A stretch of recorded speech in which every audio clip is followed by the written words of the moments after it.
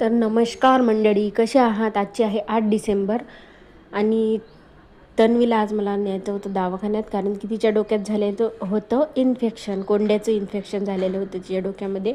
आणि ती गाठून तिचं सुजलं पण होतं काल डोक्यात थोडंसं होतं. मग मला वाटलं की काय झालं आणि काय नाही, मला तर पडला होता खूप विचार.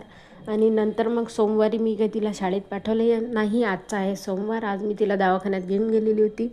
आणि तिकडून आल्यानंतर मी हे सर्व कामं वगैरे करून घेतली होती. फरशी पुसली, स्वयंपाक वगैरे केला. 3 वाजता कपडे धुतले, खूप सारे कपडे पडलेले होते ते धुवून घेतले. आधी त्यांनी बघू शकता तुम्ही कोणत्या दवाखान्यात नेलेलं होतं. याच दवाखान्यात मी पण जाते आणि माझ्या मुलांना पण नेत असते. आणि कमी याच्यातच दाखवलेलं बरं असते. कोणतं पण दुखणं असलं ते कमी याच्यातच दाखवलेलं बरं असते. आणि मी तर तसंच करत असते. काही पण मुलांना झालं तर आधी दवाखान्यात नेते आणि नंतर मी सर्व करते.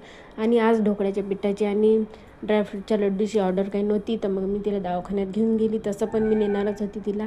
आणि बघू शकता मी रात्री 7 वाजता मी पाणी टाकायसाठी आली होती वरती झाडांना. खाली पण टाकलं होतं. आणि बघू शकता किती छान मस्त लाल लाल टोमॅटो आलेले आहेत आपल्या झाडाला. आणि बघू शकता तुम्ही रात्रीचं लोकेशन किती छान आहे, वातावरण रात्रीचं. दिवेबत्ती वगैरे करून घेतली. नंतर मी वरती आली, झाडांना वगैरे पाणी टाकलं. नळ चालू होते तर कपडे वगैरे खूप सारे धुवून घेतले. पण असा होता माझा आजचा दिवस.